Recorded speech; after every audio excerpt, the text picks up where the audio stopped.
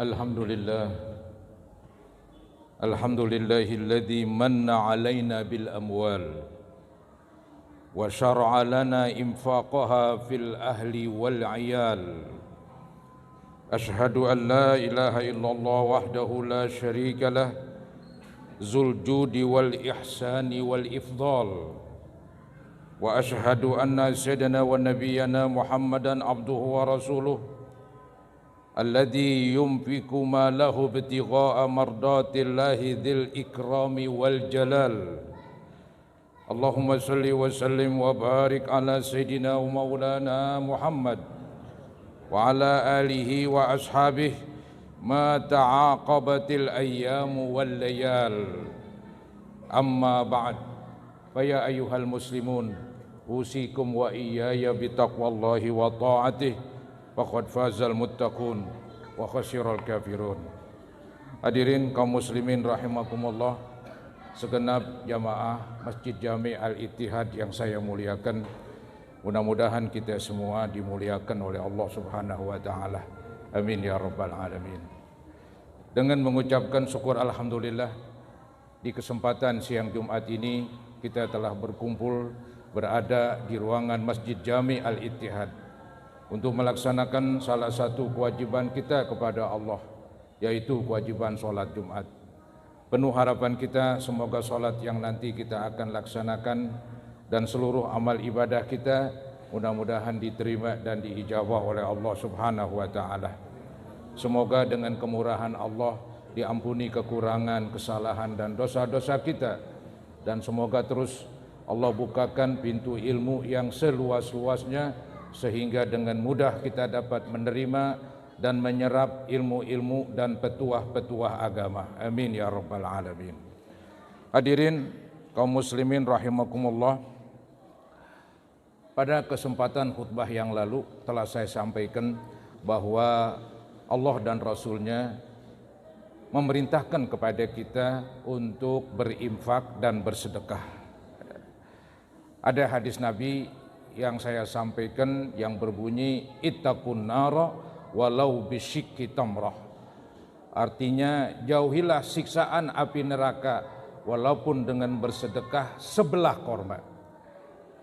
Bersedekah dengan sebelah korma pasti nilainya sedikit, tapi di situ ada tujuan, saudara-saudara. Tujuannya hendaknya setiap orang muslim dan muslimah bersedekah. Berapapun yang ia ingin keluarkan, hendaklah bersedekah.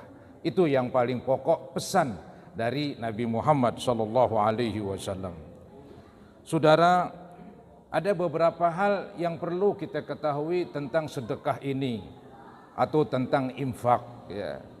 Di antaranya bahwa kita dibolehkan berinfak atau bersedekah dengan barang-barang yang bekas. Ya.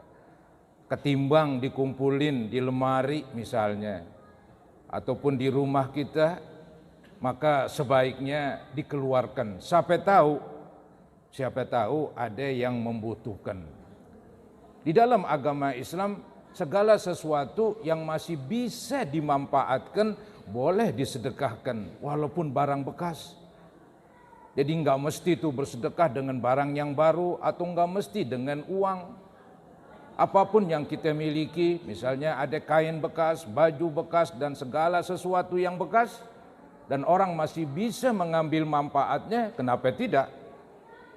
Dibolehkan saudara-saudara bersedekah dengan sesuatu yang bekas. Ada firman Allah yang berbunyi, "Wa ma anfaqtum min syai'in fahuwa yukhlifuh." Artinya apa-apa, wa ma, kalimat ma menunjukkan segala sesuatu. Segala sesuatu baik baru atau bekas. Jadi segala sesuatu baik baru ataupun bekas kamu keluarkan, Allah akan gantikan. Ini janji Allah di dalam Al-Quran. Akan digantikan, minimal digantikan dengan pahala. Bisa jadi di samping pahala yang didapat, keberkahan pada harta yang dimiliki. Bisa jadi Allah gantikan lagi dengan kesehatan. Atau mungkin Allah berikan perlindungan dari bencana dan musibah. Yang penting sedekah ini manfaatnya dunia dan akhirat. Hadirin saudara-saudara, ada lagi ayat surah Ali Imran yang berbunyi, "Wa ma tunfiqu min syai'in fa innallaha bihi alim." Artinya apa saja. Jadi enggak mesti baru, apa saja termasuk yang bekas ya. Kamu keluarkan, maka Allah Maha mengetahuinya. Pengertian Allah tahu bukan sekedar dan sebatas tahu, tapi Allah tahu dan akan membalasnya. Lantaran Dia Maha mengetahui, otomatis Dia akan membalas dari apa yang telah kita keluarkan, walaupun itu barang bekas. Hadirin saudara-saudara, kalau sedekah memang demikian, agak luas, fleksibel. Artinya yang namanya sedekah dan infak itu bebas. Mau yang baru, mau yang bekas, mau yang jelek, mau yang bagus. Tapi kalau zakat, itu tidak bisa saudara-saudara. Khususnya seperti zakat fitrah.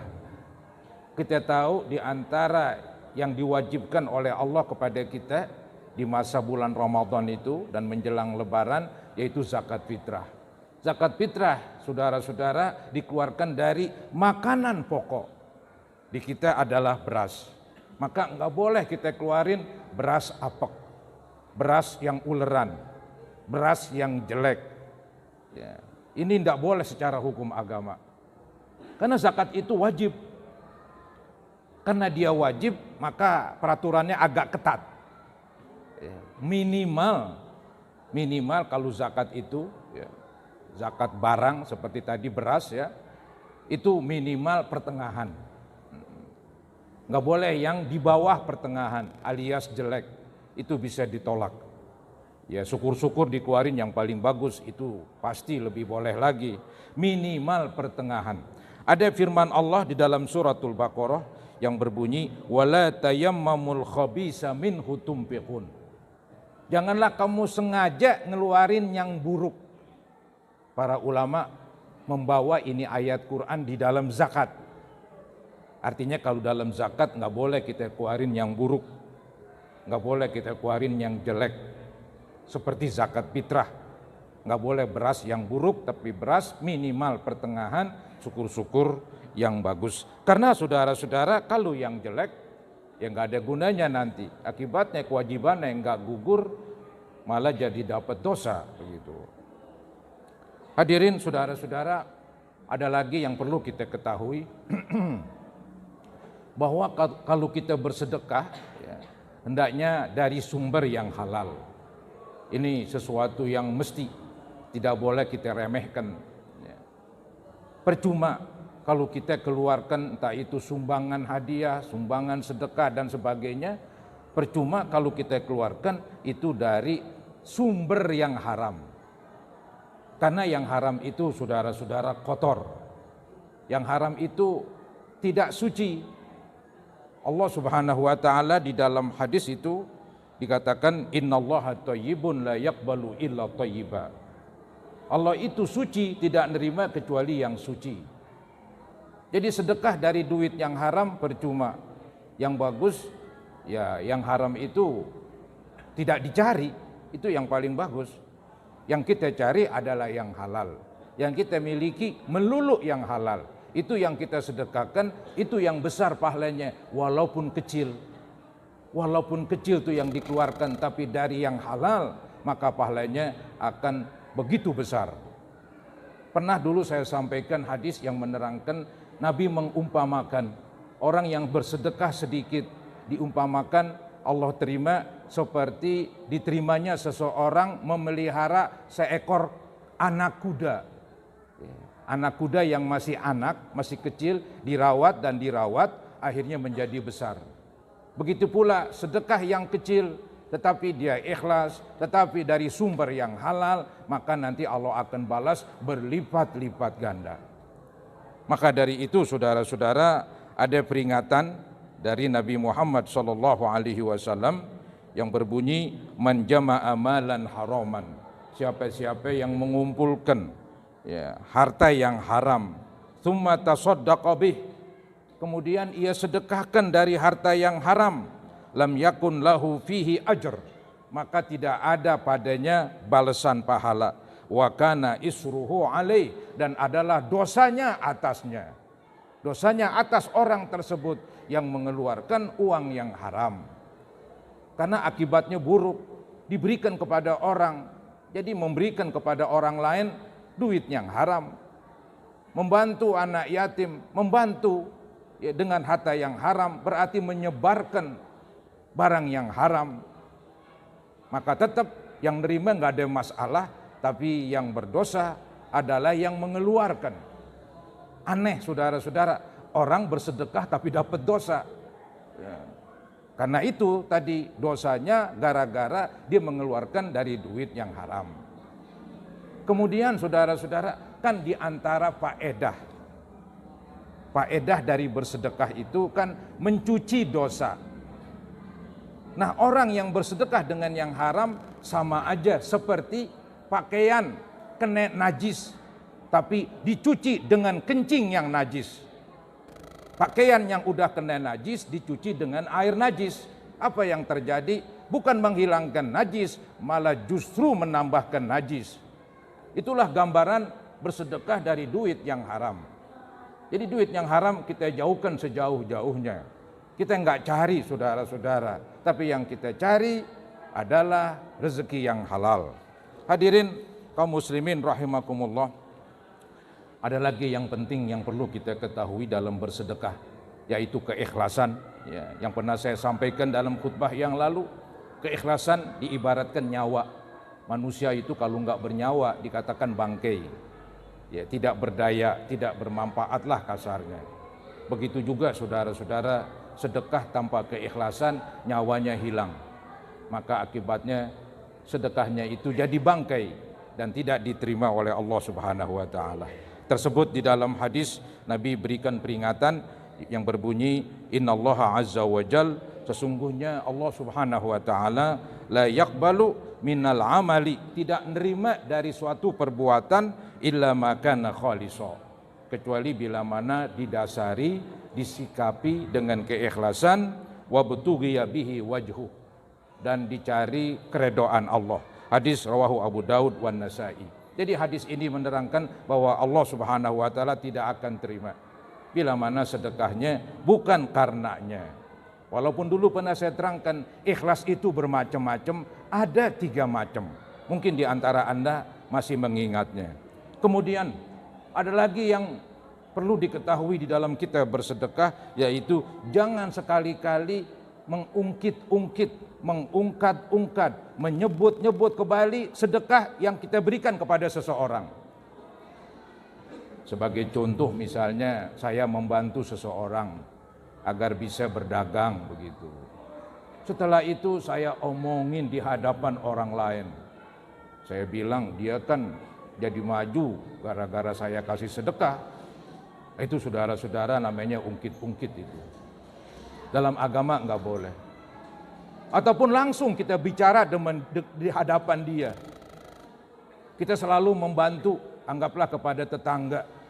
Tahu-tahu mungkin membuat kita jengkel, kita marah-marah. Kita bilang, kamu kan dulu saya sering berikan bantuan-bantuan. Itu pun ungkit-ungkit, hancur pahalanya. Jangan pernah ungkit-ungkit sedekah. Yang sudah keluar, sudahlah. Kalau ada orang yang menerima sedekah kita, mungkin membuat kita jengkel, jangan dibawa-bawa sedekah kita. Akan menghilangkan pahala. Ini yang disebut saudara-saudara di dalam Al-Quran, yaitu firman Allah Subhanahu wa ta'ala, ya ayyuhalladzina amanu la tubtilu shadaqatikum bil manni wal adha. Allah memanggil kita ini orang yang beriman. Janganlah kamu hilangkan, la tubtilu. Jangan kamu hilangkan shadaqatikum, pahala sedekah kamu, bil manni, dengan ungkit-ungkit, menyebut-nyebut kembali sedekah yang telah kita berikan kepada orang lain. Walaupun suami istri, suami memberikan kepada istri ungkit-ungkit pemberian, istri memberikan kepada suami diungkat-ungkat, hilang pahalanya.